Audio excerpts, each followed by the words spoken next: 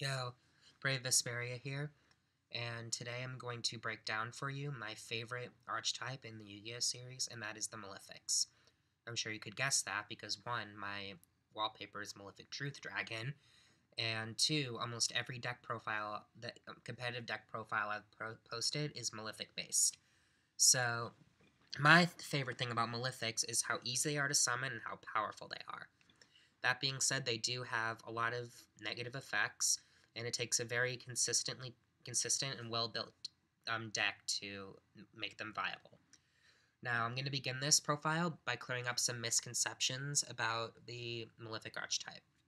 The first one is that you can just kind of throw Skill Drain into a deck that has the Malefic cards in it, and it's going to work well. Well, Malefic Monster, in fact, I've been told that Malefics are the most autopilot deck out there, even more so than Windups and Inzectors, and to that I just laugh.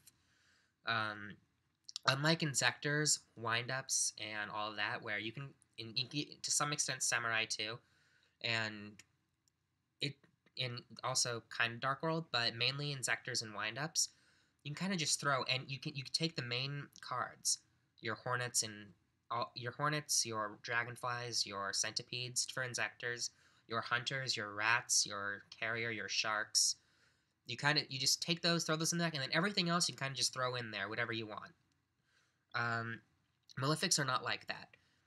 If you were to do that with Malefics, then your deck is going to have no consistency, no flow, no synergy, and you're not going to win. Because Malefics don't have the ability to pull level 4 XYZs out of XE monsters out of their ass like a lot of other decks do. They don't have the ability to get whatever they want because they're not. For example, most Malefic builds will not run Tour Guide. They're not going to. Obviously, they're not going to run Rabbit. There's no point in it. But the Malefic monsters require a different synergy than the meta decks, and that's what makes them unique. It actually takes a skilled deck builder, or you can just net deck, which I'm not a fan of. Although, if you talk to me about, like, I have a few people who use my Malefic decks at YCS, and I'm all cool with that. I wouldn't post these deck profiles if I didn't want other people to look at them. But at the same time, take some care into building your own deck. Improve on mine. Let me know what you think I can do better. That being said, misconception number 2 is Malefic World. It belongs in Malefic decks. No competitive Malefic deck will ever run Malefic World because while it may guarantee you a Malefic monster, it's denying you a potentially more useful card. If you need to spend all of your draw phases searching for more monsters, then your deck is having major consistency issues as it is. You shouldn't have to omit your draw phase to have something to summon with a well-built deck. So Malefics are not. Malefic World is not a card that belongs in a competitive Malefic deck.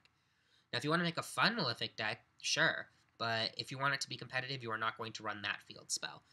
In a minute I'll get into some other field spells that are good for Malefics. The third and final misconception about Malefics is that their other Malefic monsters are worth running. Now, no one in their right mind is going to think that Malefic Red Eyes Black Dragon's a good card, but I've seen a lot of competitive or quote unquote competitive Malefic builds, where I've seen Malefic Blue Eyes White Dragon, Malefic Rainbow Dragon, and hell, I've even seen Malefic Truth Dragon, which is my favorite card, but it doesn't belong in a competitive deck. They don't because Malefic monsters, I'll get touch into this more later, but they can't afford dead draws. So having that Red Eyes Black Dragon, that Blue Eyes White Dragon, that Rainbow Dragon, your deck can't afford that. So, especially if you want it to stand up to the ridiculous speed that there is out there with the 6 Spamurai and all these other decks that they're running. So, the only Malefic monsters that should be running a viable Malefic deck are Malefic Stardust Dragon and Malefic Cyber End Dragon, because they don't require dead draws.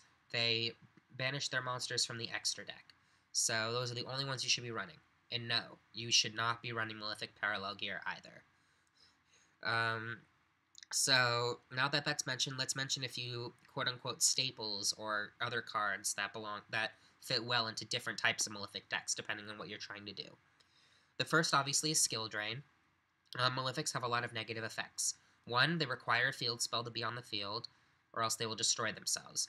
2, they can only attack. The other monsters you have cannot attack. Skill Drain alleviates both of these. However, I do need to clear up two things quickly. One, having a field spell is not a requirement to summon a Malefic monster. The only thing is Malefics will destroy themselves without it. So you can summon a Malefic monster without a field spell, but it will destroy itself. So if you have Skill Drain, it will try and destroy itself, obviously, but Skill Drain will negate that effect. So you can summon a Malefic straight up with no field spell. Two, the other misconception that I want to give is that Skill Drain will allow you to have multiple Malefics on the field. They will not. The Malefic in your hand still has the condition that you can't have other Malefics on the field. Drain doesn't touch the hand. So I'm going to talk about parallel gear and all the others and say, essentially, no, you can never, ever have two Malefics on the field at the same time. So, that being said, four field spells that I found, or a few field spells that I found very useful for Malefics. One, Magical Citadel of Endymion, which is a field spell that can protect itself. When a spell card's activated, it gets a counter. If it would be destroyed, then you can destroy a counter instead. So it protects itself from other cards, and which allows you to maintain your field spell presence. Two is Future Visions, which is generally I've only seen in Fortune Lady and an occasional macro decks, although not that often.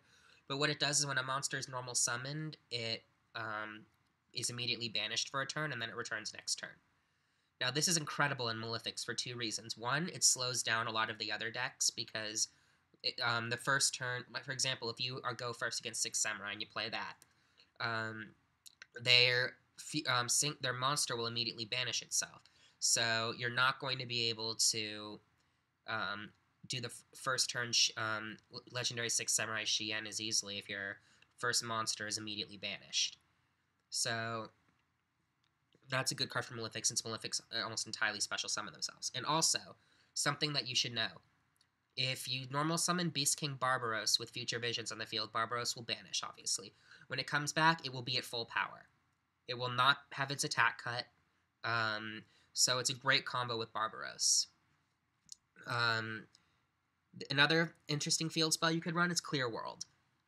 Clear World is a field spell that has negative effects for everyone, depending on what archetype they have. However, with Dark, the only thing is if you have multiple monsters, you can't attack. And since Malefics, you'll only have one monster at a time, ideally, that does not affect you in any way, shape, or form. Also, Earth, if you're going to talk about Barbaros, then you have to destroy a defense position monster every turn, I believe it was. You're never going to have Beast King Barbaros in defense position if you don't have to, so that's not an issue there either. So Clear World is not going to mess you up, but it could cause a ton of damage to others, especially the 6 Spammerai users. Since they have all their types are different archetypes, it's going to really cause them headaches. Necro Valley is good because Malefics don't care about the graveyard at all, whereas quite a few other decks do. So Necro Valley is an interesting card. And then finally, the staple is of Gear Town. So many Malefic users run Gear Town, but they don't quite know the rulings for how it works. So let me touch on that briefly. First, I'll talk about missing timing, because this is the most common misconception there is. 1.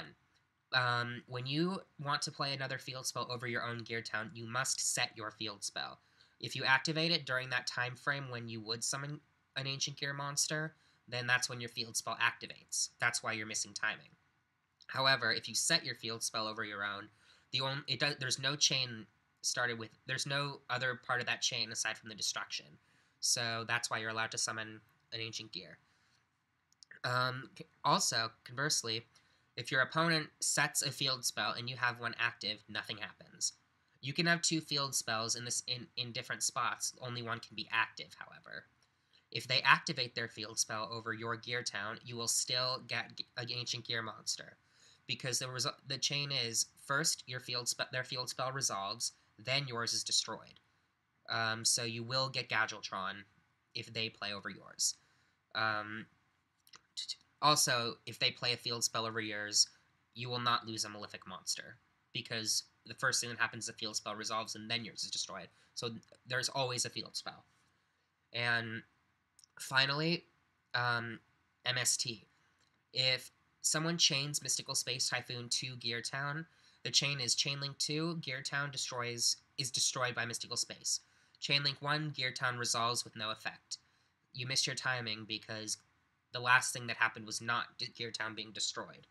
However, if Gear Town's already activated and then resolved, then Mystical Space Typhoon is used on it, you will get Gadgetron. And I don't know why someone would do that, no, unless they had a Dark Hole or a Torrential planned.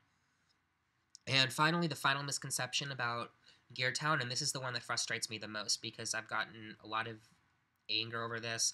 People don't understand how it works. Solemn Warning cannot stop Gadgetron. Evilsaur Lagia cannot stop Gadgetron. Legendary Six Samurai Shien cannot stop Gear Town. Here's why. The exact text of Gear Town reads, when this card is destroyed and sent to the graveyard. Destroyed and sent. It never needs to be on the field.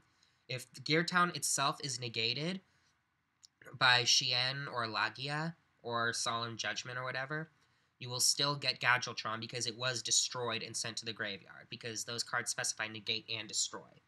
Also, Solemn Warning cannot negate Gear Town directly because Gear Town does not directly summon a monster. However, let's go past that and say that Gear Town was destroyed by, say, me setting a field spell over it. Obviously, Lagia cannot stop that, nor Shien, because it's not an inherent summon, and it's a summon via a destroyed card effect, so there's nothing for Lagia to directly negate. Lagia can't negate effects of destroyed cards. This is also true with Solemn Warning. I'm repeating, Solemn Warning cannot stop Gadgetron, because Solemn Warning must negate either a spell, trap, or an effect monster's effect that would summon a monster. You cannot Solemn Warning Gadgetron because it's not a result of a card being activated, it's via a destroyed card effect. There is no way, now that Royal Oppression is gone, and as long as there's nothing on the field that bans special summoning, there is no way to directly negate the summon of Gadgetron. Now, once it's on the field, you can Bottomless or Torrential it, but you cannot stop it from hitting the field first.